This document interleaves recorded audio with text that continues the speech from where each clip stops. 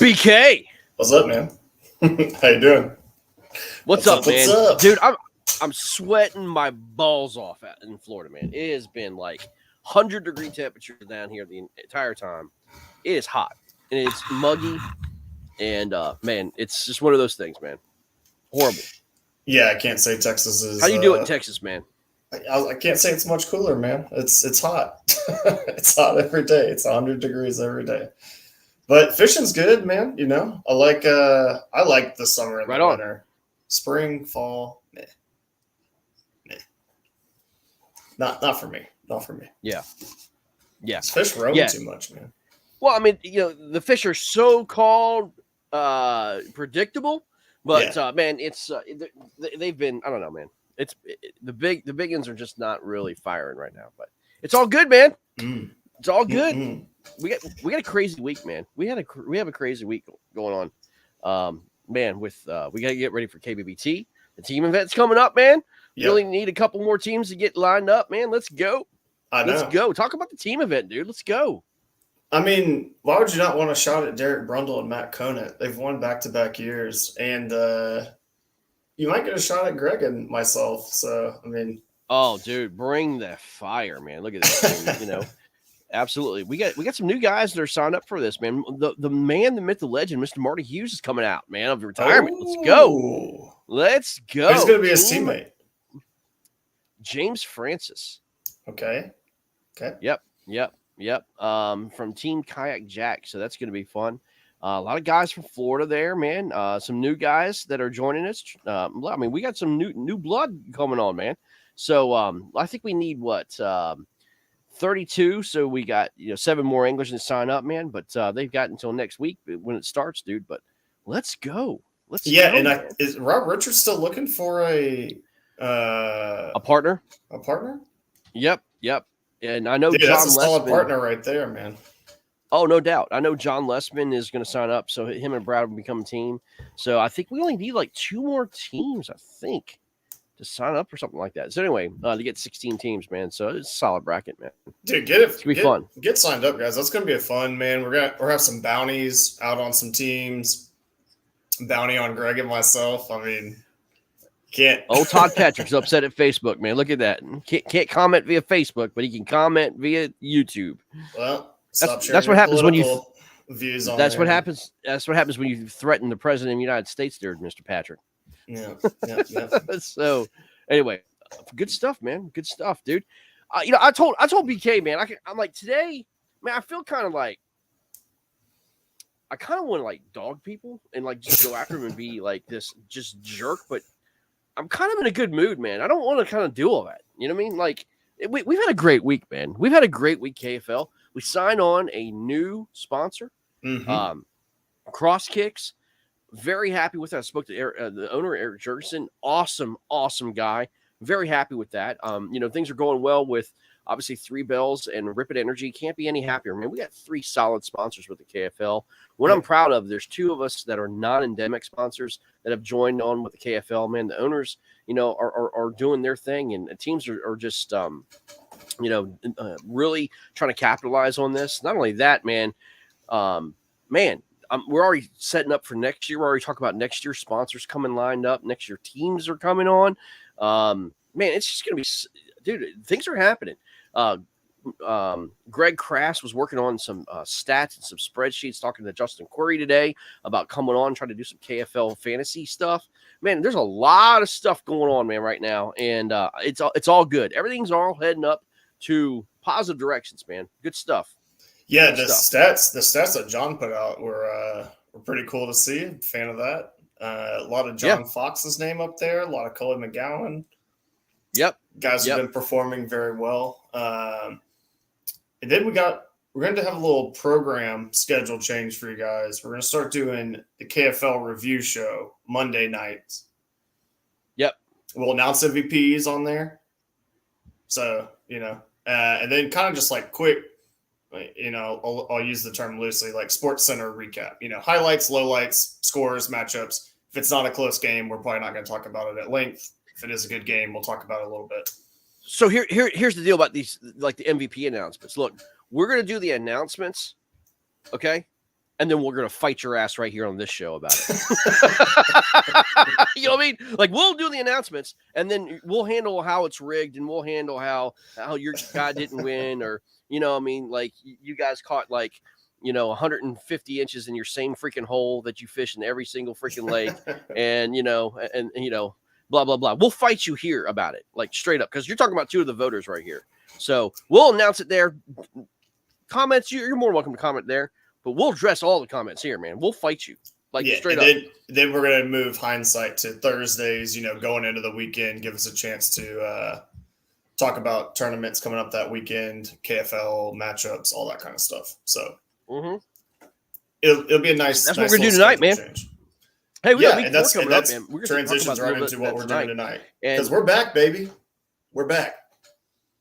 Yep, we back. We back. Now listen, this is the, me and Todd did a show come Sunday, but this is where we're gonna lay the hammer down and just tell you the truth. You know what I'm saying? Like, we're gonna tell you the truth if you like it or not, man. So sit back, buckle up, and if you get your feelings hurt, man, hey, I hope we don't hurt cheers. Some feelings. I hope some people are excited to get back out on the water. Nah, man, dude, it's been a big layoff, man.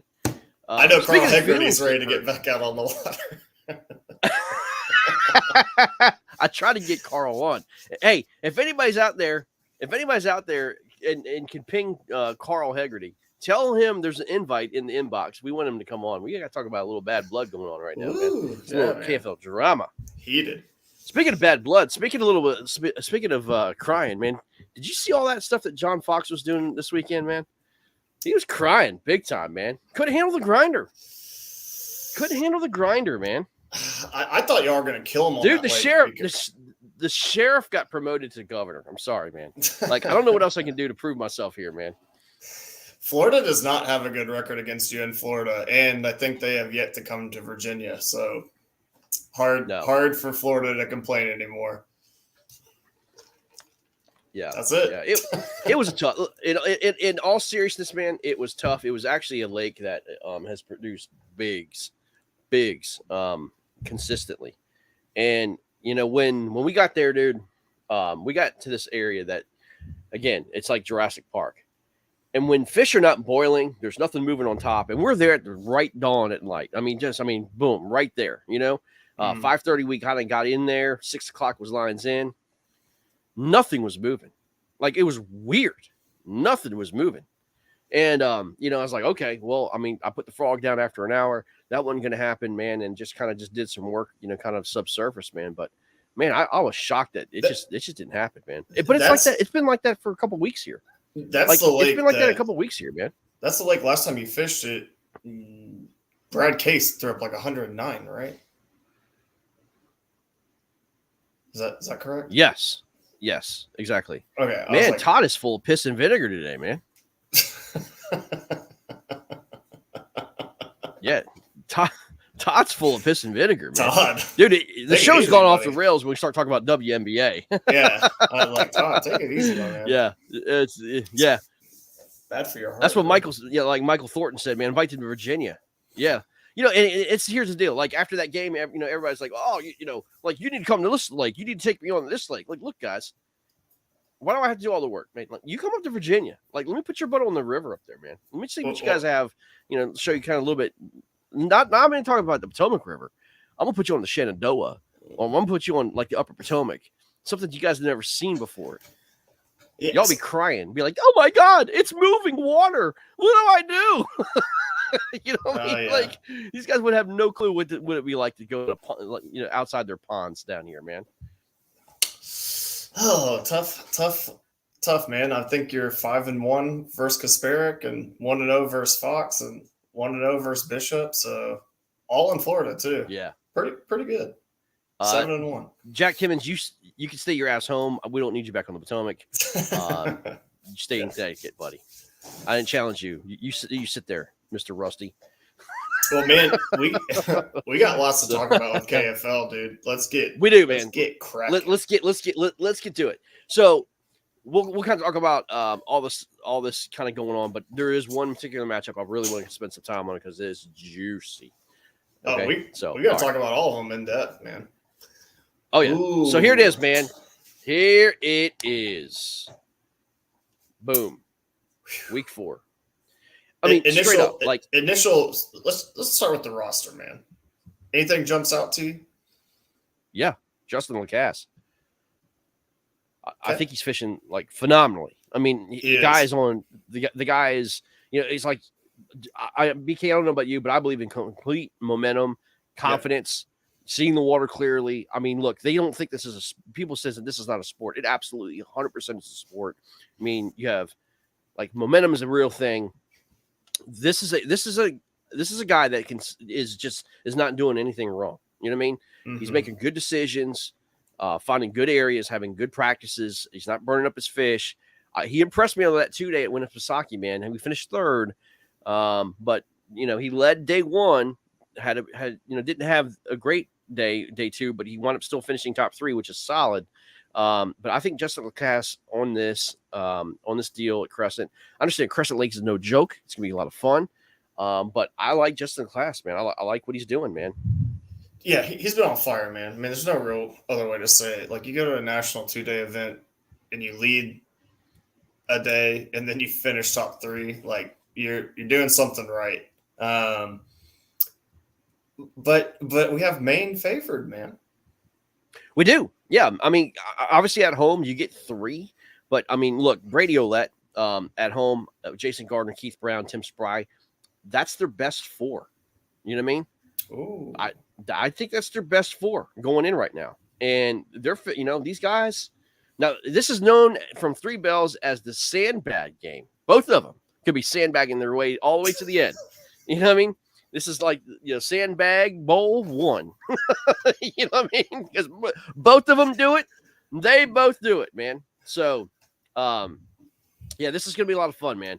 But I think, man, look, you know, Tim Spry's been doing a lot of talking. And Tim Spry's been like a little bit bitter about the MVP and all this other stuff. Hey, man, listen, don't worry about all that stuff, okay? Just freaking fish. The MVP will take care of itself, right? Look, you know, I mean, I know it's a big award and all that stuff, but just fish, man. Everything will take care of itself. Show us something, man. Show us something. Let's see what you got. The MVP stuff is so funny to me. People think like we don't look at every matchup or look at numbers, home away, what it means within a division. Like, I mean, come on, dude. Like, there are multiple guys that have great weeks every week. There's a ton of teams. It's like we have to sit there and spend half a day arguing about it. So yeah, it's not. Well, like, who do you got? Who do you got, dude? I mean, who do you got between Rhode Island and Maine? Man, I just, man,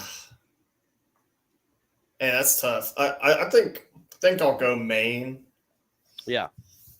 Slightly, but it wouldn't surprise me at all if Rhode Island can. Oh, Matt piece Conant it together. Matt, is Tim the Crescent King also?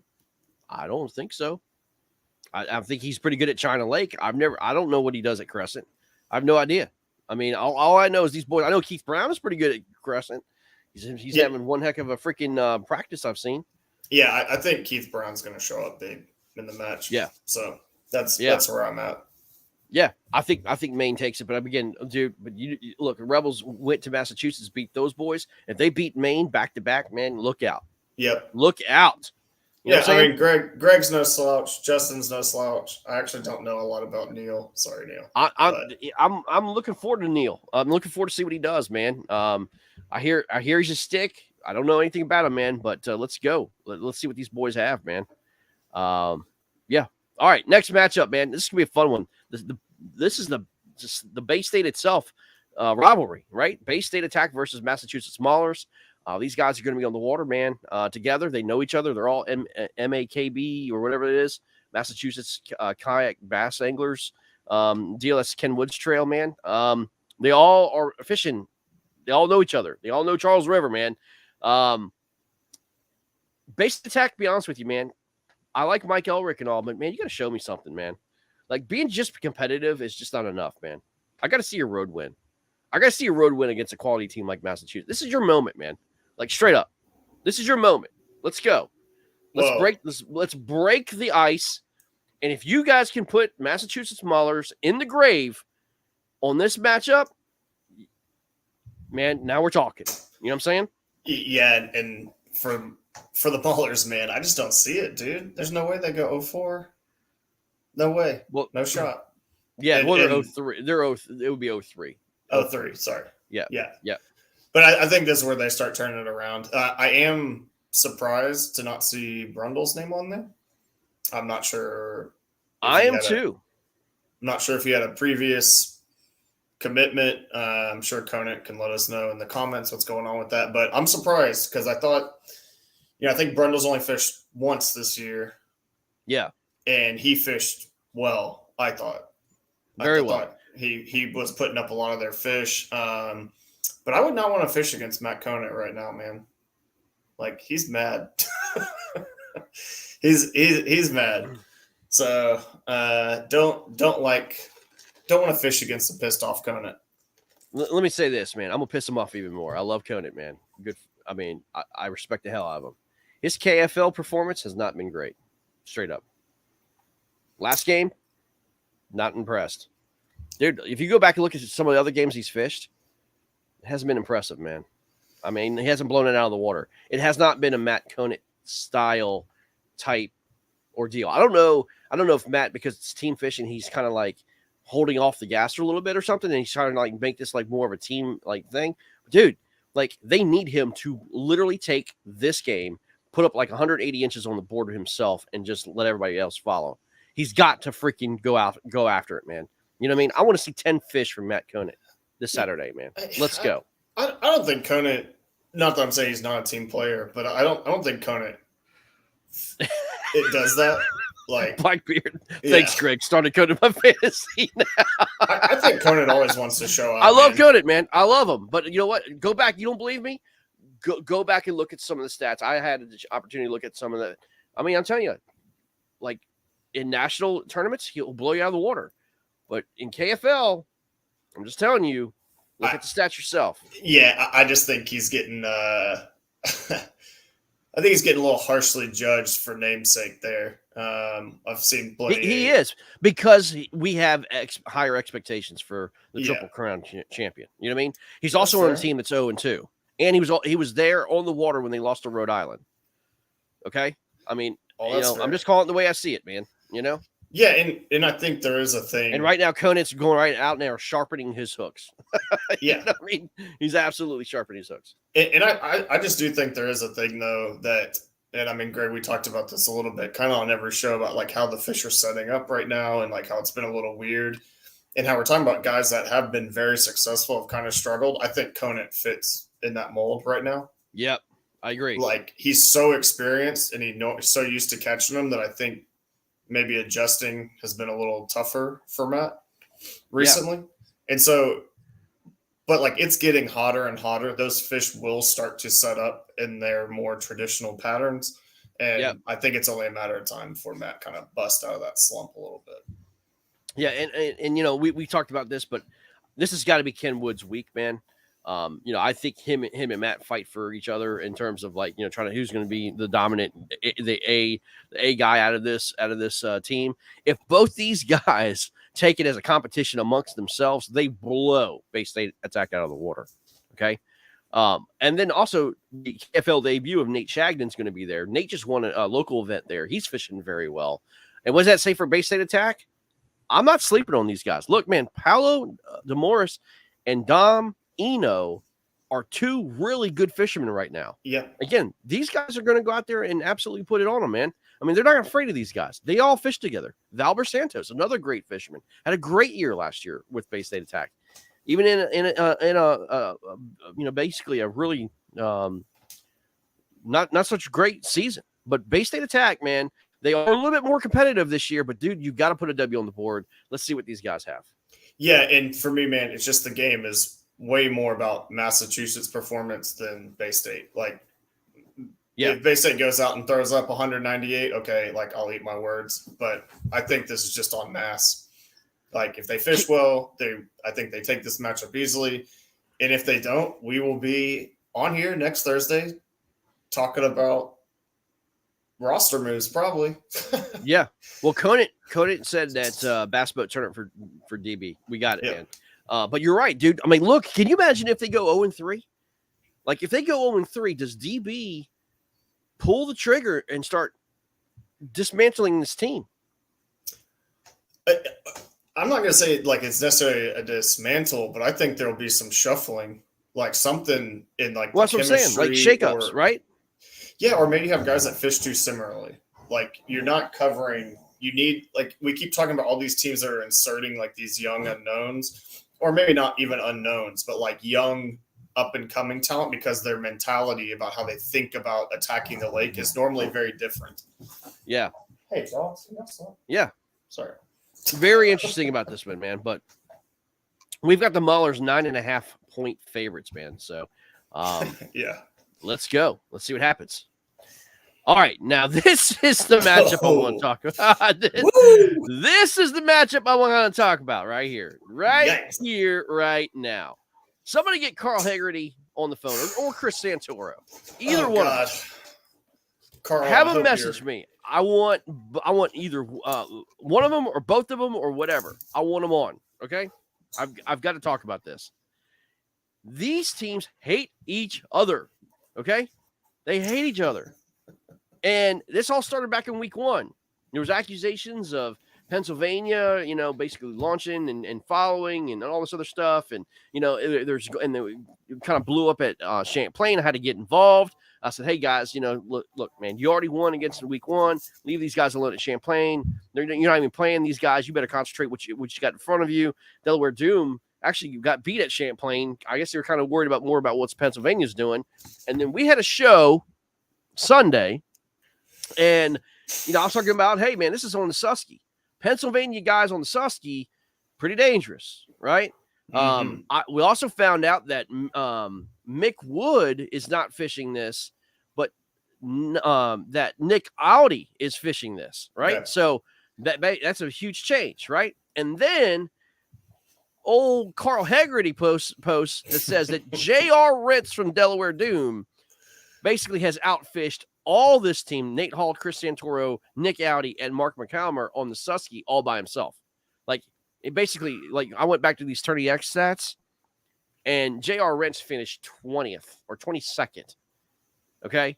And Chris Santoro did not take well to that. And, buddy, go back and look at those comments. They went off. It was, dude, they can't stand each other. Okay? Again, this reminds me of the old Redskins Cowboys. This reminds me of the old Steelers Ravens. This reminds me of, just like these hated rivalries. And I'm telling you, these guys don't like each other at all. I love it. I mean, it's look, you say, well, are you trying to promote fighting or anything? They're not fighting. They're arguing and trash talking and everything else. But I'll tell you what, a lot of feelings got a little chapped here in this matchup, man. And whoever wins this matchup, dude, get ready because the boards are going to light up, man. The boards will light up. Well, I mean, let's jump right into it. Greg, who you got? I got Pennsylvania. Do you? Yeah. Yep. Ooh. Yep. I do. I've got Pennsylvania. I do. I mean, look, Nick Audi, Nate Hall, Chris Santoro, and Mark McCalmer, they all know the Susky real well. I don't care how great J.R. Rentz is. I don't care. I just think it's basically, you got local boys on the Susky. I think it's a Hobie event. Isn't it a Hobie event this week? It's soon. I'm not sure when. Yeah, well, anyway, they're on the Susky, man. I like Pennsylvania, but it's going to be close. It's going to be close. That's why we have them 1.5-point favorites. Oh, man. I think that's the safe pick, but I don't really like that because I think the Doom, for whatever reason, their team makeup, I think they handle the competitiveness, the trash talk a little better. Bronzebacks have been a little soft. Ooh. Wow. Come on, man. Come on, man. Hey. You know what I'm saying? They've not really just kind of brushed off the trash talk and said, hold this L. It's definitely gotten in their heads a little bit more. It's gotten in their heads a little bit where Delaware Doom seems to be more than happy to engage in these like tactics. Yep.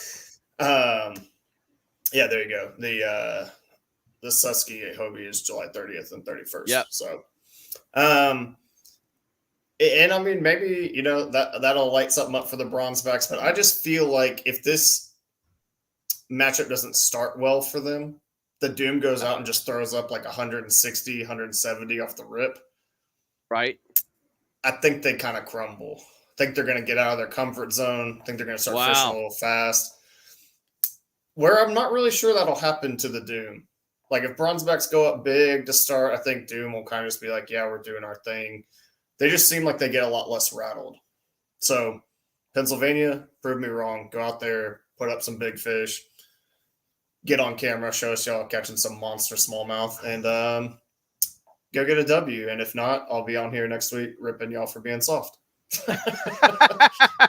yeah, that's all I can say. Yeah. No, I hear you, man. Yeah, that's it's gonna be fun. This is the matchup I cannot wait to watch. And I'm broadcasting Saturday. Like me, Robert, and Lauren Fury agree on, and I want to get these guys on. And trust me, we're gonna get both competitors on at the same time, and we're gonna let it fly. It is what it is, man. We want to hear it all. I want to see their fish do the talking. Like I've heard, I do too. Enough but I want to see a big old 18 or 19 smallie, and then I want to hear it all. It's a like Susky, smacking 20 something. Oh yeah. I want to see it. Both these teams have done a lot of talking, so let's see some fish, boys. That's all I can say. Yep. All right, next matchup, man. And again, by the way, if either I just reach out to Chris or Carl, and if we can get either one of them on, we're gonna break to them because I want to talk about that game. So anyway, Indianapolis Knights, Alabama Hammers. Man, I'll be honest with you, dude. I'm not impressed with this Lake Windowy yet, man. This Alabama Hammer Lake that they've been bringing them to, I don't think they've caught a limit yet. No, I don't know, man. I guess that's a. I heard decision. The river was blown out. I heard the river was. I mean, look. Here's the deal. I'm just telling you straight up. With all the lakes that they have in Alabama, they chose this one, and it hasn't showed out, man. It's weird because it's like they don't have Gunnersville there or something. Yeah, it's kind of weird, isn't it? Yeah. I don't know. But, I mean, I hear this lake is great, but, I mean, quite frankly, I wouldn't be taking, my entire season there because one guy on your team was a guide, Tim Perkins there. I mean, that doesn't make any sense to me. You know what I mean? Yeah. Look, man, I've not been very. Hey, here's the deal, Robert. Yeah, I've not been very impressed with the Hammers. And the Knights, they've just kind of been a model of mediocrity for me. Wow. In the league, they talk a lot, don't really put up that impressive of performances, and so go down to Alabama and win by more than 3.5 or put up some good bags, and then I'll shut up. But it's kind of where I'm at with that, man. Like I mean, how do you feel about it, Greg? You think they've been like outstanding? Like they're a team we rarely talk about because I just don't feel like they ever got much going on. I don't think Indianapolis, correct me if I'm wrong, I don't think they've won a road game yet. Even in 2 years. I'm just saying, man. Like they've just kind of been like they're the Dallas Cowboys. You're 8-8 every season, and you keep posting stuff like you're champions. Like let's go get a road win. You have an Alabama team that's been struggling, so get a dub, man. Look, I don't fault them for being awesome content, awesome graphics, awesome all that stuff. Yes. I mean, Sam and his crew are doing a fantastic job. Yes. Exactly what we want.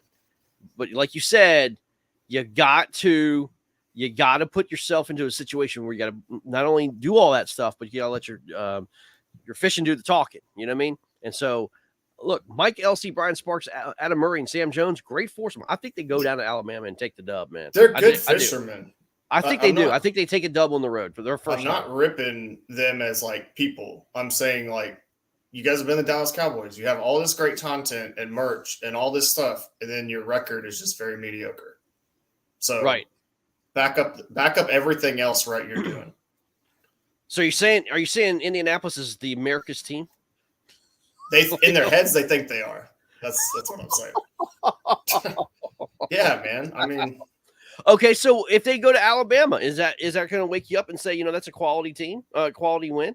I'm going to say that's like a big step in the right direction. When you go down to something that's not in your comfort zone and you pull a dub, that's what we expect, right? Jason Cassie throwing the American flag in your face, man. But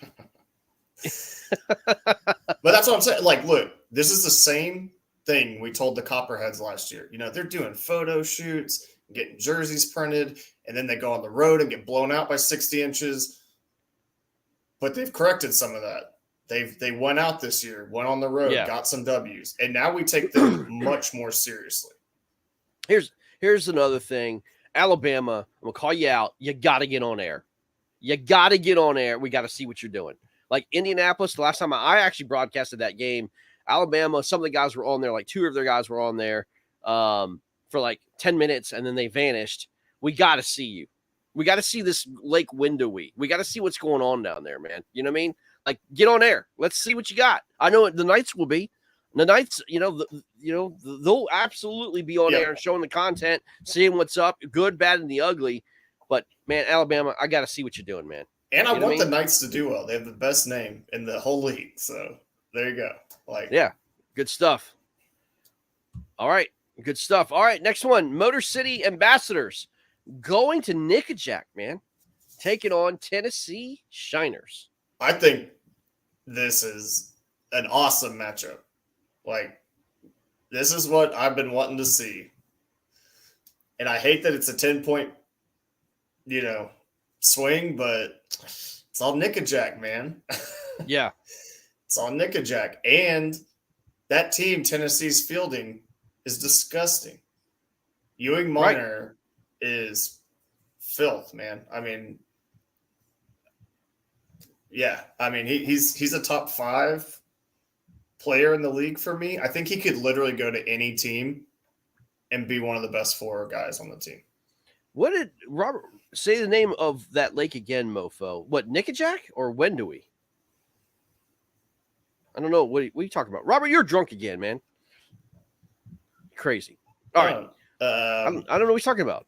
I don't know, man, but to say what I'm saying about Ewing, I think he could literally go to any team in their home state and be one of the best 4. Yeah. I don't think it matters what state. Like, Ewing can fish everywhere. He's very adaptable, and that scares me for Motor City. What's Robert Brown talk? That's too close. What is it? What am I not getting here? I think, Nickajack? Yeah, I think he's insinuating something. But anyways, Robert, come on, man. Okay. I get what you're saying now. Okay. All right, now I understand. Okay, all right. I'm sorry, brother. Just, as if that's not enough to have Ewing, there's also a Bassmasters Classic champion in my man Eric Siddiqui. Mm-hmm. Oh, and then there's Josh Stewart and Ethan Jett. So, yeah, that's a pretty tough roster. I'm sorry, Motor City. I'm picking Tennessee. I don't really need to expand on it any more than that. Here's the deal. I love Motor City guys. Zach, Jeremy, David, George, all great guys. I'm going to ask you a question straight up. Where's Jeff Fader? Jeff Fader was on their squad, best player on their team last year. Motor City All-Pro. They're 2-0. They're on the road. They need a guy like Jeff. Where's he at, man? We're 3 games in. City... We're 3 games in now, and we have yet to see the man who was All-Pro last year. I just feel like Motor City in this game, I think I'm not going to call this like a B squad. I just feel like they're not fielding their strongest team, and they're just like, make a miracle happen. There's no shame in taking an L here. Yeah. I feel like that's kind of what it is. I mean, Jeff has prior commitments. Okay. Yeah. And he may have that. And like I said, it's not like it's a B squad. I just feel like in a matchup like this, that's, you know, very crucial for Tennessee, and you're already an underdog here, I think you just send guys that are feeling confident, man. And Yeah. they're 2-0 without Fader. So, like, these guys probably feel good. They probably feel like they have a chance going in here to steal a game. And if they do win, that's what I would call that. I would call that a huge steal. So look, Motor City obviously has the edge here in this game. And the reason why I say that is because they already beat Tennessee head to head, okay? Right. Motor City can put, I mean, literally their foot on Tennessee's throats if they win this matchup somehow, some way. Yeah, that's 2-0 against them heads up, 2-0 against them in the division. It's over for Tennessee when that happens. I mean, they don't have a chance to win the division. They might be scrapping for a wild card place. Dude, Motor City could, I mean, honestly shake up things in the KFL North if they win this matchup. Okay, but look, just let's take a objective look at this. Like, we're not looking at records. Like, we're just flat up this week, this matchup. If Motor City goes in there, massive steal, right? Yep. Like, we would call that a massive upset. Yep. And so 4 games like that, when probably most of the people on your roster might not even have experience on that lake, if you've got guys you've been winning with that say, yeah, put me in for that matchup, like, I feel good, like, you know, I'm just going to go do my thing, I'm starting those guys, man. Yeah. You know, I'm not saying they're mailing it in, but what I'm saying is, you know, you send your guys and you're like, man, if you get a dub, this is massive. And, you know, you let them lie where they may. It's a 1-day deal, man. Yep. It is. It's a one game, 1 day deal. And it's not like it's too far away from these guys, you know, to get down to Nickajack from Michigan. I mean, it's not like it's, you know, like 12 or 13 hours, and maybe for some of the guys in the UP, but I mean, like, where's Polens? Where's Fader? You know, where are these guys? I mean, this is, you know, if this is where you got to have your best guys fishing your best on this particular lake, man. Let's go. I mean, who knows? They may pull it, but you know what? George Neiman is no stranger to this lake. He understands it. He's fished here before. So, man, but you put Eric Siddiqui and Josh Stewart on this lake, I think it's game over, man. I think it's game over. Man, Greg, you said it earlier, like, momentum is a huge deal. If you got guys that feel good, you might not need a Polens throwing a chatterbait all day or a Fader, man. Like, yeah, I hear you, man. But you know what? Hey, look, Polens is cashing checks, man. So yeah, he is. Chatterbait on, my friend. No, you know what I'm saying, like, great fisherman, but like, Motor City may just look at that matchup and say, this is the best we got. Yeah. Ooh. Well, here's this, man. This is the 0-2 and 0-3 teams that I would never expected them to be here right now. Norfolk, I'm gonna be honest with you, man. I don't know what their mindset is right now. There is another starter, by the way. It's Jacob Novak starting this game. So there is a fourth here at Norfolk. But man, this is I don't know, man. Norfolk's basically they're spinning out, man. I mean, they're winless. They're at home against Tar Heel on an awesome Lake Western Branch. Tar Heel Lunkers are 0-2, or I'm sorry, 0-2, or no, they're 0-3 with this squad. And I'll tell you what, Tar Heel is bringing their best right now to Norfolk. They need this win. They got Matt Dunn, Mike Wimmer, Don Charles Sullivan, and Dave Hart. I think that's their best 4. Taking on Norfolk Privateers, a Robert Brownless team that for the rest of the season, I don't know where Norfolk goes from here, man. I don't think they win this game, dude. I don't think they win it. Who's their fourth guy?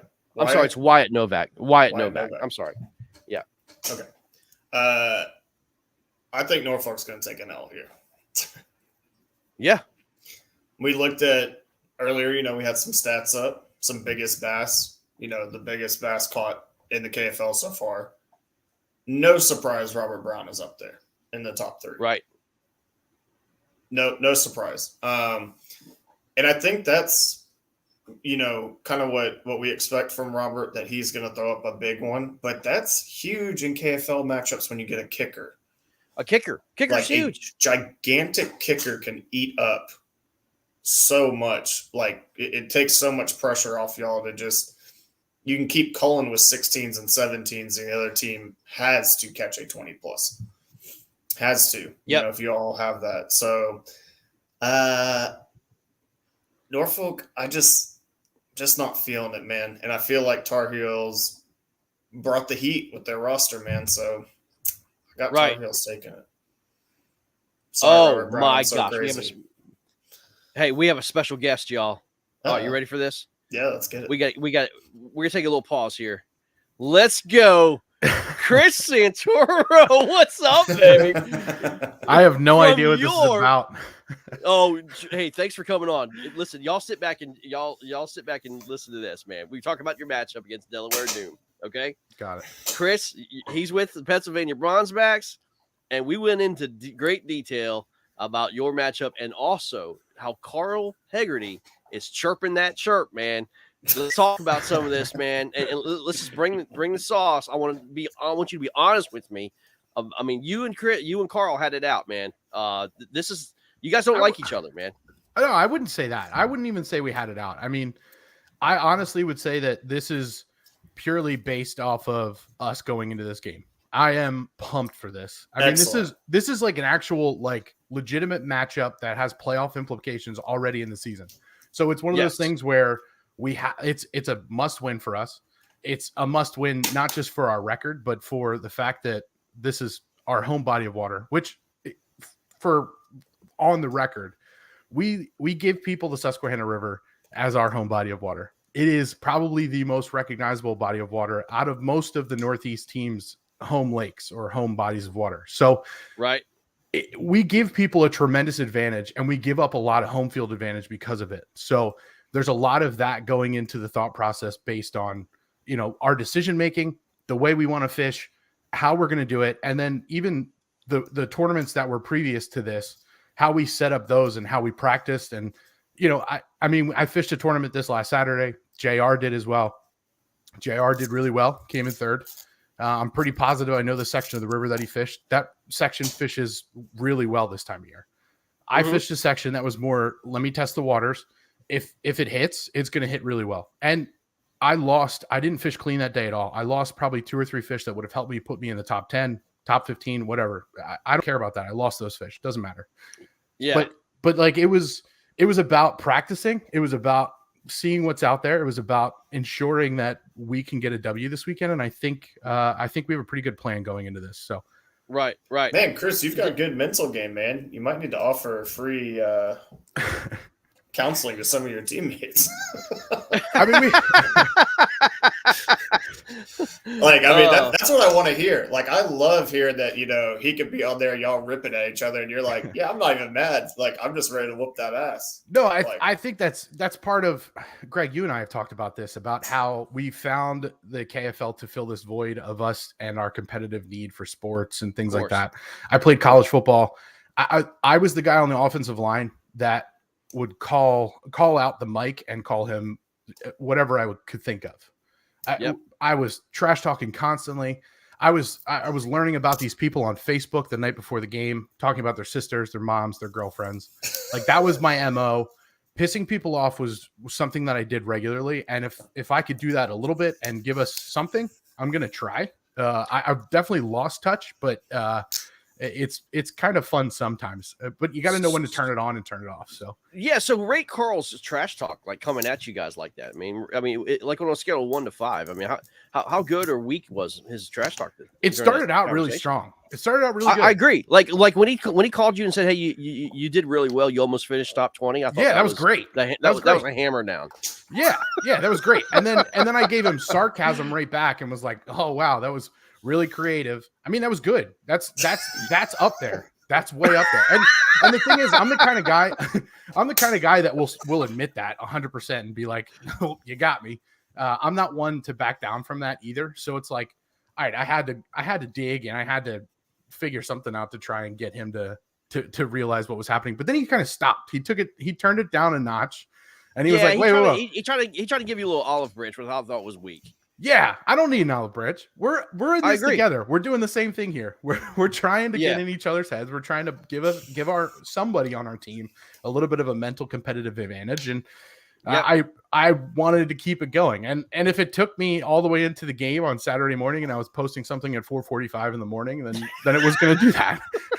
Nice, I love that. Hey, Chris, this is what I'm talking about. It's juicy, man. It's so juicy.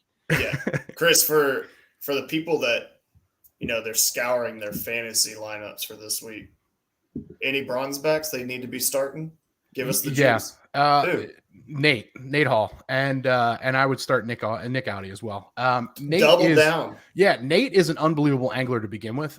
He's kind of flown under the radar, fishing a lot of local stuff in PA, but at the same time, he's dabbled in the KBF stuff across the Northeast and done really well. So if you check his track record, the guy fishes really well in a lot of different places. Historically, he's done really well in the river. So this is something that you might want to think about as far as putting him in your lineup. And Nick as well. Nick's somewhere in the mind space of, I'm just going to go out and fish, and I'm going to fish the way I know how. And lately, the way he wants to fish is really good. So you can't really go wrong with choosing Nick in your lineup, to be completely honest. So I got a question, man. Let's go back to week 1, man. You guys went to Delaware. What was your group chat like after taking that loss? I mean, there was a lot of complaining going on, man. I want to hear like the behind the scenes. Like, I heard the lakes were trash. There were puddles, there were ponds, there was accusations of guys following each other. I mean, there had to have been just an absolute explosion in your chat, man. What happened there? I mean, the biggest thing we talked about was where they put us, and I would say that was the majority of the conversation. Other than us not having any knowledge going into that of where we were fishing, what we were fishing, or what these places even look like, I think that was our biggest kind of pet peeve. I would say that like once we got it, like the hour after the game where we were all fuming, as soon as that hour was done, we were kind of like over it as a team. Individually, I'm not sure, but as a team, it was kind of like, all right, we have a game next week. We got to figure it out. We can't start off that way where we have this commanding lead, and then in the last 6 minutes, you find out that you're not in the lead. It's tough. I mean, that's heartbreaking. If we had found out like 6 hours before that, I don't think it would have been an issue. I don't think we would have gotten through that a little bit sooner, but I think it's just the way things shook out that we were a little caught off guard, and it kind of pissed us off, and rightfully so. I think any team in that situation would have been pretty pissed off if you go into something thinking, oh, wow, this is a great win. Great team win on the road. And then all of a sudden at 1:45, you see that, the sandbagging accusations. Yeah, sure. Yeah. And the thing about the sandbagging is it's like the act was sandbagging. Was it part of their strategy? I don't know. Who cares? Call it what it is. And that's fine. Let's move on. Whatever it was, it worked. You beat us. Like, what are you going to do? We had to move on. We had to go into game 2 knowing we were 0-1. And it was a tough situation. Yeah, let's talk about. I mean, game 2. Go ahead, BK. I was like, that's interesting because y'all are seasoned. Y'all fall fish tournaments. There's like no defense. I mean, what you catch. Guys are going to submit photos late. I mean, none of y'all could have really been that surprised about that. I think we were surprised because in our minds, we've approached the league in a way of entertainment first and then fishing second. Mm-hmm. So for having somebody not on camera all day, that's what it should be, by the way. Yeah, for having somebody not on camera all day and then all of a sudden have 160 inches all by themselves, it's tough because, like I said, in our head, we're on camera as much as we can be, and we had a guy off camera all day too, and it's an older guy. He is struggling, but we've gotten him to a point where he's getting comfortable with the technology itself. So we've been working on that since week 1 to try and figure that out. But it's one of those things where we take a more league-based approach than our individual team and our individual effort-based approach. And I think Nick and Ryan are good examples of that as far as making sure that we have service in the areas we do, making sure that somebody is talking about something relevant to the game on camera, everything they give us more of a rundown about what we should be talking about, sponsors we need to mention, things like that before we even think about fishing, which again, I don't know how many other teams do that the way we do it, but I think it's a good kind of principle to kind of say, it's an entertainment thing first. It's an educational thing first, and then the team. Preach it, Chris. part Come on, comes let's after. go.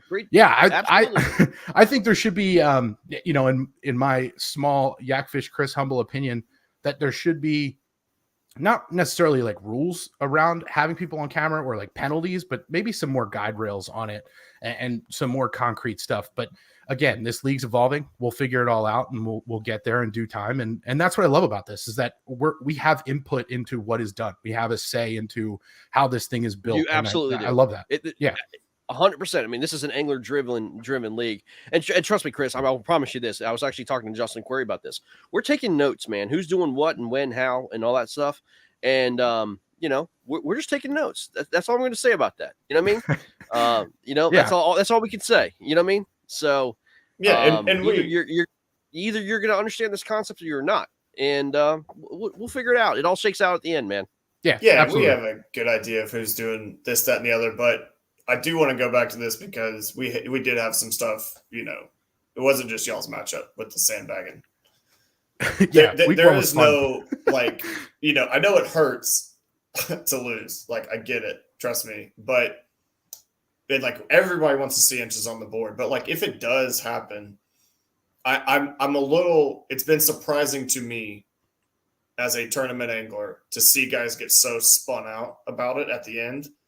Because it happens every time to us in regular tournaments. You get back and some guy was 4 miles back in a creek and he comes up and he's like, oh yeah, I had 106. And you're like, what the hell just happened?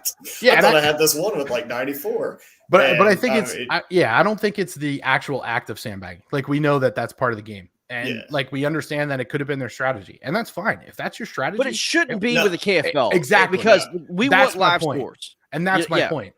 Yeah. I wanted to see, that's the thing. If we see him catch those fish live, one of us is moving. One of us is going to another lake. Somebody say sandbagging? No, Chris, this is exactly what I'm talking about. That is so strange to me that you guys would sit on what you think is a lead or try to play defense. The second you guys stopped culling or you weren't really navigating a better bite, why was there not a discussion earlier about guys, we're on 170 or whatever? That's still it's not done. Yeah, no, there's two reasons why we didn't actually move from our spots. One being we did see bigger fish in those areas, and Nick saw them on live scope. I know Ryan saw some bigger fish on live scope. I personally saw them with my own eyes. Obviously they just weren't ready to react. Sure. So that was part one. And we were in our group chat on the side talking about these things, saying, I see big fish here. If I can get one to bite, I'm going to stay, because we have a lead, that's fine. Honestly, if it was closer, one of us would have moved and not necessarily tried to find them or anything like that, but to try and, find a different kind of bite, because it was, it definitely slowed down for us. And that's fine. That happens. And then I think the other piece is going into it. The only information we had was some studies that Delaware State Parks did about the fisheries, and the ponds we had chosen had the larger averages in those studies. So we wanted to pick those general areas because of those studies and stay in those because, obviously your odds are better in those areas. So that was the initial discussion of trying to stay there most of the day. And I'm honestly, there's decent fish there. I just wish it was, a constant thing of what we're used to on something like Susquehanna, where every fish is going to be 14 inches if you're in the right area. Where I caught, I don't know, probably 25, 11 to 13 inch fish on where I was. So, and that was the other thing. I was still catching fish. I was getting bit constantly. They were just all 11 to 13 inches. I think I'm in the middle of editing my video from week one, and I think I have, 35 fish catches on camera, but only, 2 were keepers. So that was why I stayed where I was, because I was like, the law of averages says I should run into an 18 to 20 incher right now. So, interesting. Okay. Yeah. Sure. So I agree. Everything you laid out there, I love the thought that goes into it, all that. I was only bringing that because you said if we had known it was closer, we might have instigated a move where that shouldn't be a thing, in my opinion. But I think it's a thing because KFL is a different strategy. I think I approach it differently than a normal tournament because it is like, I mean, it's not a 1v1, but it's something that you can kind of see the score ticking up. I mean, like, think about it football wise. You're in the fourth quarter and you're down by 7. You're going to change your strategy that you've been doing the entire game to make sure that you get those 7 points. So yeah, but even then, like when you're talking about catching 25 fish that are 10 to 13 inches long, like upsize your bait. Up to different presentations, stuff like that. I mean, I did all of that. I threw a different color jackhammer in 4 different places. I threw, I threw a buzz bait everywhere. Most of my fish came on a wacky rig, and even the keepers came on a wacky rig. And I would say that I threw a jig. I went through everything, and then some. So it was one of those things where, if we had, I'm not going to blame time on this because, you waste so much time on picking apart a certain area, thinking that it's going to produce after you catch 2 keepers along the same 25-yard stretch. It's one of those things where I definitely wasted time in 2 areas that I shouldn't have even touched. So it's like, would I have known that if I had pre-fished? Maybe, who knows? So I think that's the other piece. None of us pre-fished any of those spots. We didn't get a chance to even see the places we chose with our own eyes until sun up, really. So I think that's the other advantage that you have if you do pre-fish, which we didn't pre-fish much last season either. And we kind of just wung it. Yeah. Sorry, I was going to say for like the people in the chat, I'm not disagreeing with anything Chris is saying. I think numbers should be posted in live time. I would like to see that because they're posted in live times, guys making different decisions. But it's also part of fishing that's innate to anyone that's ever fished, especially if you fished a tournament, is that at some point, whether you're in a school of dinks, you're just not on the right fish. And it's like, how long do you sit on that before you move that makes you a good or great angler? That's like Greg, the tournament you won in Florida earlier this year. I talked to you that morning. You were catching tons of fish and they were dinks. Yep. You early in the day said, I'm moving. I'm going to a spot I don't really know because I'm not on the right fish. You ran into 5 of the right fish. You won the tournament. Yes. And that's a thing in KFL. It's a team event, but you have 4 individuals. But somebody has to do it, right? Yeah. Somebody has to do it. A luxury to do it in a team event. Well, somebody can take a swing. Somebody can, but you can't do that, though, if you don't have a limit. You got to go get your limit, man. And limits are king, okay? And then at that can't point, win if you don't have a limit. And I think everything for that point is then it becomes an individual event. Like once the team gets the limit, like you work together as a team, then I think at that point your mindset changes. You get into individual tournament mode, and then you go out and catch the big 5 lunkers. That's a really good point. That's something I probably haven't considered as much as I should have in the past. I think I've been so focused, especially with our season last year, starting off the way it did, on getting a limit and focusing on just upgrading our limit, that I haven't turned on that individual mindset. And that's BK. That's probably why I ended up sticking around so long where I did. I think there's so much experience of me moving and not running into those fish I've been fishing tournaments since 2015 out of a kayak. So it's like one of those things where I have too much experience of moving and not running into the right fish that I'm like, I don't want to be the one to let my teammates down by making a dumb move. So, you know what, Greg, thanks for the tips. I'll see you guys later. Hey, stay with us, man. If you have time, man, I want to talk to you real quick. So when you guys went 0-2, obviously, those are basically road losses, right? And then you went over to at Candlewood and you beat Connecticut, which is fishing very, very well. That saved your season, man. That saved your season because it set you up for this matchup against, again, another division opponent. And like you talked about in the very beginning, man, this is going to make or break your playoff run if you guys can get in this. And at this point, look, if Connecticut takes another loss, you already have a head-to-head matchup win against them. Man, the division's not out of the question, man, because you have yet to rematch against New York, and you got New York at home. So, dude, it's not over for you guys, man. It's big. This is a big, big deal for you guys this weekend.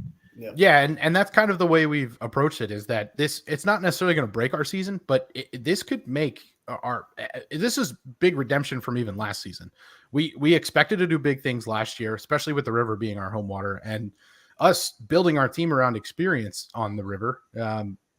It was kind of tough to swallow some of those, and again, we lent ourselves to experience that we fished in the past, and we didn't trust ourselves to make those moves last year. So we know that we're not making those mistakes this year on the river. And I think there's a lot to be said for, not necessarily I don't want to call us the underdogs, but because I don't think we are mentally, I don't think we are, but on paper we are. On paper, we're constantly, behind the 8 ball. And I think, I think we're finally grasping that emotion the right way as a team. Don't you think, Chris, though, I mean, and this is kind of what we experienced last year, and neither us, your team and my team had a good year last year, but don't you think that we get too cute with this KFL, like individual anglers, and we kind of like submit ourselves to the team when we know that we're supposed to be at a certain place doing our thing, but we're giving up our own style to betterment the team, and it winds up biting in the ass? Yeah, I would say that was most of our last season. I agree. I think some guys on our team got away from their prime tactics, and I mean, especially Nick and Ryan were so focused on trying to be part of the team and make the team better. Towards the end of the season, we kind of started to say, screw it and do what you need to do. And when we went up to Massachusetts and we won up there, like that was such a big confidence boost on what we were doing. I think like they put us on water that produced really good fish. We felt good about the service that we had there. So like the outside factors that we were always so worried about weren't in play. Like we weren't worried about, having to sort through a bunch of 12-inch fish to find decent fish. The only things we were worried about was dealing with DB and hoping that he didn't perform the way he normally would. So like I think when you have those things in order, and I think we do this year, especially on our home games, there's so much less to worry about. So you can just go out there and focus on your own individual fishing. And we're fishing areas this year that we've more or less grown up fishing. So the area I'm picking for Saturday is somewhere that in my gut, every time I've gone out to the river, it says, go fish there. Just go. Like, this area like the back of your hand. This particular boulder holds a 19-inch fish every single time you've been there. Like, just go do it. And I don't do it. So I'm going with the gut. I'm doing my own thing. I'm not listening to anyone else. I'm going to go fish the area that I want to fish this Saturday. And it's going to, I'm banking on our game having some good fireworks with some good smallmouth. So I'm looking forward to it, man. And again, we're broadcasting this Saturday. I can't wait to get you guys on and against Delaware and let you guys, kind of see each other, on the water. I can't wait to this, man. This is gonna be fun. It's gonna be exciting, man. And I know you guys are gonna be throwing some bigs. It's the Susky, and I think there's gonna be a lot of I think this is gonna be one of the most entertaining games that we have. There's a couple of them that I'm looking forward to. But this one right here, man, on the Susky, dude, this is gonna be beautiful. It might be on the best fishery out of any matchup we have. I'm jealous. That's one place I would love to fish. We're getting a little rain this week too. Ooh, it's gonna be good. Little faster water. Good stuff. It's setting up to be. It's really low right now, but I mean it's typical summer low. But with that little bit of rain, it could set off the plopper bite like you've never seen before. So hopefully it keeps don't up. Give them that juice. Yeah. See, but that's the thing. Juice. That's the thing. You type into YouTube right now Susquehanna River fishing, and I guarantee the first lure you see is a whopper plopper. Oh, sure. Yeah. No, I hear you, Chris. If you guys got to go, we understand. If you're not, hey, jump right in with us, man, and we'll talk with you. Okay, so we talked about Norfolk. We talked about this matchup. BK, we didn't. I don't think we talked about who won or who's going to win. I said Tar Heel. No, we both said Tar Heels. Norfolk's taking the L. Robert called us crazy. Get out of here, Robert. Wait. Okay. Nathan Green though. Yeah, he's always somebody you have to worry about. Always. He is, but dude, let me tell you a little. Do you see Matthew Dunn? Nathan hasn't fished this year a lot. He's been hurt. He had a back injury and a neck injury and everything else, man. He hasn't really fished a ton, man. I'm a little worried about that. You know what I mean? Listen, I'm from Philly. We're all about the underdog. Let's go. Okay. All right. Hey, another good one. Carolina Castors going to Virginia Reapers, a very hot Virginia Reapers team, undefeated in the Piedmont Division, taking them on at Beaver Dam. Carolina Castors, man. Corey Dreyer is coming to Virginia again. Stephen Bell Jr., Arlie Minton on that team, taking on guys. I'll be honest with you. Tell me if you've heard of these names: Matthew Lewison, Justin Curtis, Ryan Sarko, and Jeremy Hofstetter. You haven't heard about them. But let me tell you something. When this season's over with, you're going to hear about them. You're going to know who these guys are. I can't believe this is only a 5-point favorite. I'm shocked. I thought it would have been close to 10. You think with Corey Dreyer and Carolina coming into town, it's I had to watch Stephen Bell catch a 22 on a spinning rod on a horny toad, and we pulled it up. It was the skinniest 22-inch fish I've ever seen. That spinning rod made it look like a beast. Yeah. And for that, you lose 5 points. So 10-point favorite. Well, that was a North Carolina fish. What do you expect, man? Virginia got a little bit shoulders, man. And Virginia's hot right now, man. Sarko's fishing great. And I think when you look at that team, you might say Sarko is like the one, I'm not going to say question mark, but the other guys, like, if you don't know them, they're sticks. So you might be on the fence about Sarko. And if that's your biggest concern, you're in good hands with the way he's been fishing. So. Right.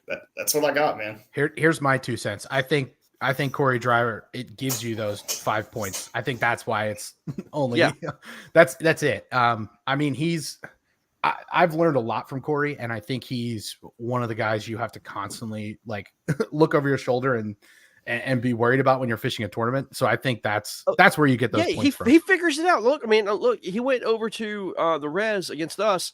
Didn't know it, didn't see it. I mean, maybe fished 6 hours on the freaking thing, and it winds up pulling up like 6 bass. Dude, I haven't caught 6 bass in pre-fishing like in a month there. Okay, Greg. Then who are you picking? I'll be honest with you. I think it's gonna be closer. I think it's gonna be closer than you think. Okay. I do like Virginia here because they're at home. But man, dude, I think this is gonna get close, man. I think this is gonna be coming down to just a couple inches. I don't think it's gonna be a blowout by any means, man. I like Arlie Minton too, man. The guy can fish. He's patient, dude. Loves that jig. It's a jig biting weather, man. You know, it's hot, it's humid. Man, I think Carolina, man, I don't know. I think they lose the game, but it's not gonna be by much, man. I think Virginia Reapers takes it. Chris, what do you got? I got Virginia Reapers taking it, but again, really close. I think Corey puts up a really good fight. I think his individual effort should be noted. And Greg, like you said, Arlie, that jig bite, if it's on, you might catch 1 or 2 giants based off just right pure fishing a jig. So it could be close. I have news for you guys. The other team also fishes jigs. Yeah, they do. I understand, but you know what? Some guys have that touch. Some guys don't, man. Yeah, that's fair. So, yeah. So anyway, it's good. It's good to match up either way. We need Carolina. We need Carolina to win. But to be honest with you, I want the Warhawks because we faced them the following week at Diaskin Reservoir. I want them undefeated so we can take and just steal their heart and soul out of their freaking throats. So let's go. All right, this is the other entertaining matchup. I can't wait to watch, man. This is going to be so good. The Swamp Donkeys and Florida Copperheads. Russ Kennedy, Bobby Moore, and Bob Brisky, Robert Brooks. Bobby Moore's on his way down now to this matchup, man, against the Florida Copperheads. Conrad Benetti, Thomas Woodring, Matt Kasperek, Sherman Bishop is out. Jason Denise is in. 10.5-point favorites at Fellsmere. Copperheads. This is going to be a fun one to watch, man. No John Fox. No John Fox. Did they bench him because he lost to you or what? I would have benched him if they would have lost to me too. You know what I mean? In fact, I don't think he's going to be on the team this whole next through the season. It's embarrassing for this team. Oh. Yeah. 10.5, man. Golly. Man. It's a lot of points, but That's I think a lot of points. Yeah. I think it's purely based on that first name on the Copperheads list and the smack talk that he brings. He's blown it up. Although he's been quiet lately from what I've seen. He's been quiet, talking, dude. Yeah, he's been talking more with this fish. And I like that. He has been very quiet. He's been very, very quiet, man. I mean, like oddly quiet. You know what I mean? Yeah. So it almost feels like he's going to come out with some great meme in the next 2 weeks, and he's just been holding it back. I don't know, man. But I tell you what, Matt Kasparek has been memeing people to death. It's been fun. It's exciting. It's been laughable. But I don't know, man. We'll see what happens. But I don't know, man. Look, Florida Copperheads. I think they take it. I can't.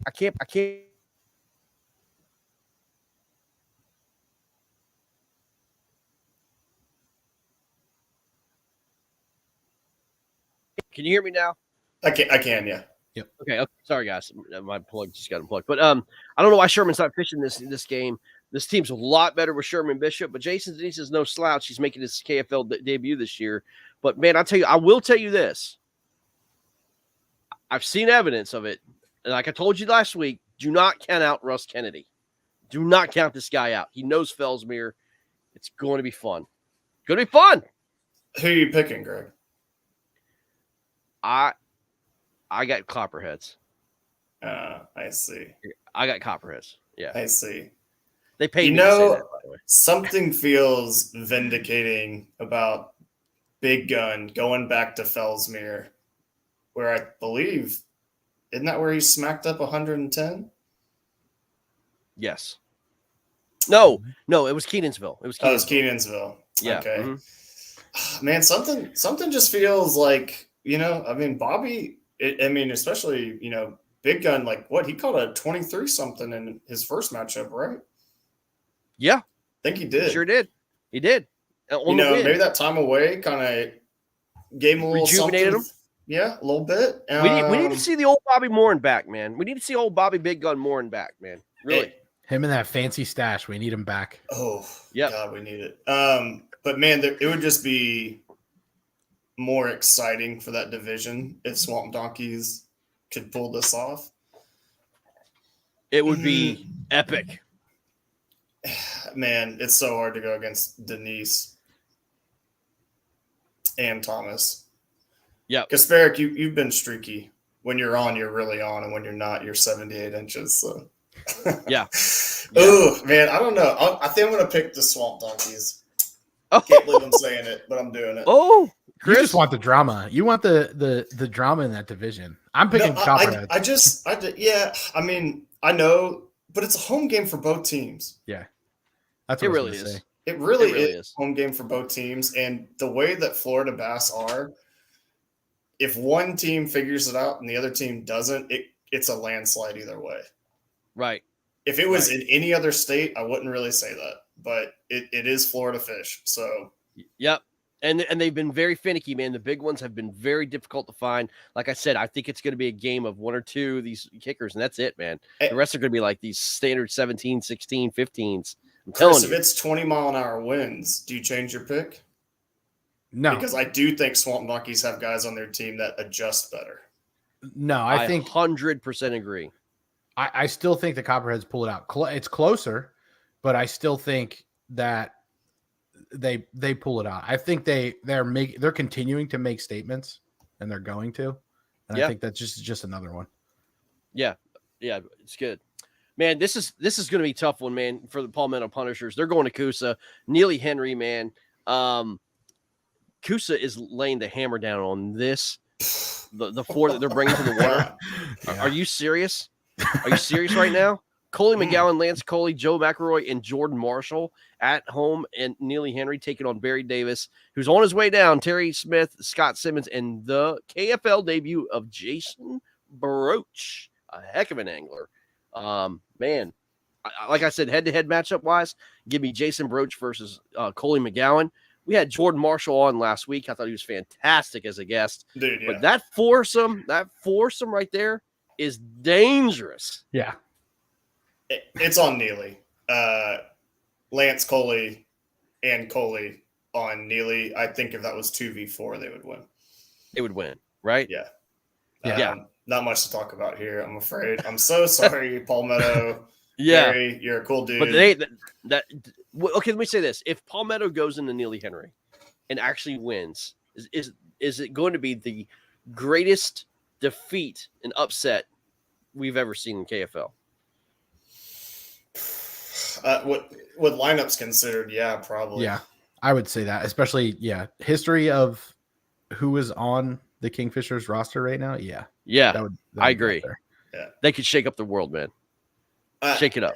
If yeah, I mean, I don't even see it'd be a huge blowout, but that team, those dudes are just. I mean, Joe McElroy, man. I don't know if people know who that is. You should if you don't. Like that team's just not going to get rattled, man. That's what makes them so scary. I Joe's think they're fun. just business, man. This is a fun group, man. Joe and Jordan. That's a fun deal, man. And Lance is consumed with the KFL. That RPI data that he brought out for the KFL was disgustingly good. It was so good. Yeah. So I mean, I'm just all about it. All about it. Shout out to Jordan Marshall for making a drive from Tennessee to Pennsylvania last weekend just to fish a small local trail on the river, just so we could get some time on the water. right on. All right, Kraken versus the Slayers, man. This is in actually South Carolina. It's in Clarks Hill. Chris Mitchell coming out of Florida. Ryan O'Neal and Chris Bailey for the Kraken are traveling to the Slayers. This is Josh Steels and Kevin Fox's backyard. Daniel Higgins and Scott Long are also playing for the Slayers, man. We got Slayers 15.5-point favorites. Man, Chris Bailey's making his KFL debut. Chris Mitchell's a stick. I don't know how he fishes outside Florida, man. Never seen it. None of these guys outside Florida have never seen it. I think the Slayers are just going to be too much for these guys, especially with them fishing a man down. It's tough. Yeah, not fielding a full roster, bad look. Stephen Bell, very proud of you for 3 bait casters now. My man, you're on the way up. But yeah, Southern Slayers, dude, that's a strong squad, and they're at home. So yeah, you got Josh and Kevin on their favorite lake ever.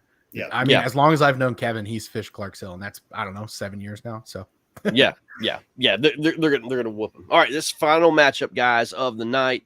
Man, we got Outlaws taking on the Hogs, a very, very good Hogs team.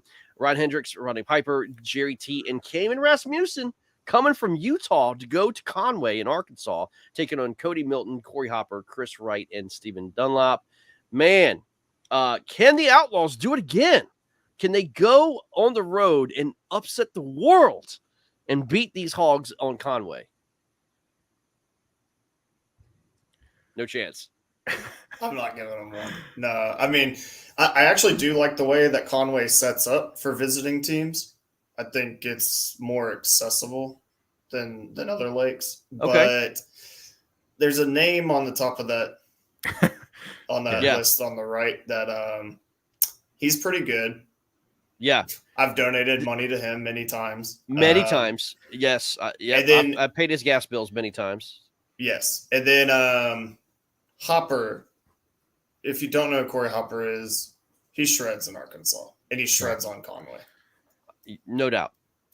So I think I just can't see Milton and Hopper, just the two of them, not catching a limit by themselves.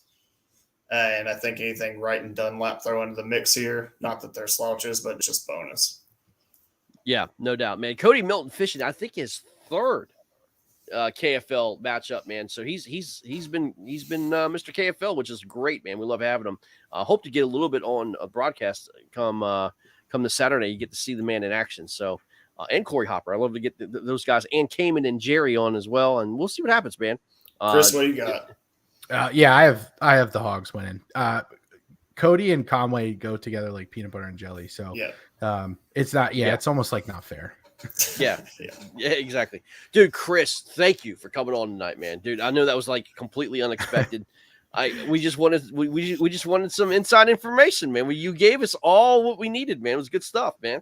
Yeah, I'm all about sharing and caring and giving what I can. So I'll be happy to come on anytime you need me to. Dude, yeah, great guest, man. Dude, keep your camera on, bro. Because come Saturday, I'm going to get you and Carl head-to-head pinned up. Let's go. Let's go. Yeah, as long as he shows up in a bow tie, because it's going to be a formal affair.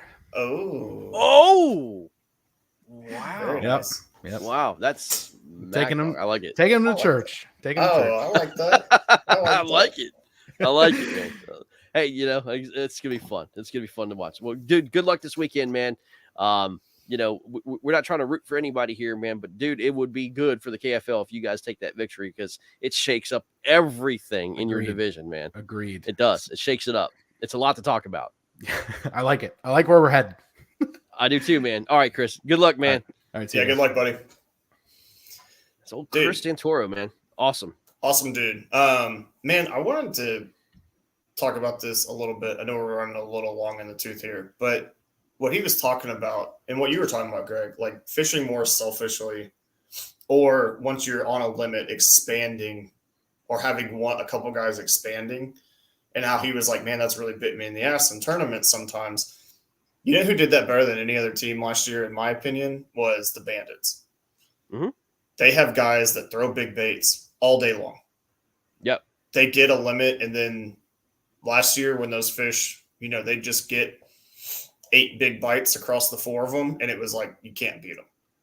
And this year, we've seen the opposite of that, where maybe they're relying on that too much, and they're biting them in the ass. And I love that part of the team strategy, man. I thought that was so interesting, getting to hear the inside scoop on how they're approaching that. So.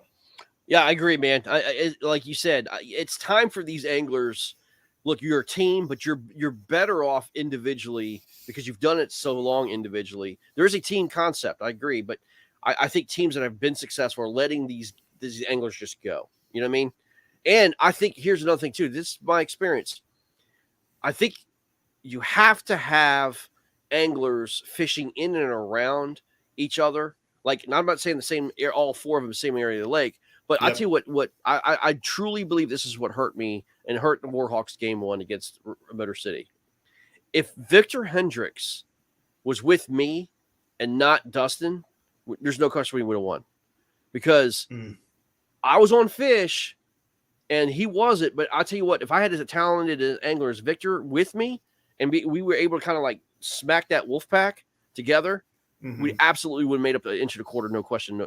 That's what Matt and Jeremy did. And that's what Zach and David did. That's why they won, because they were able to find an area with fish, capitalize it, circle them up, and catch them.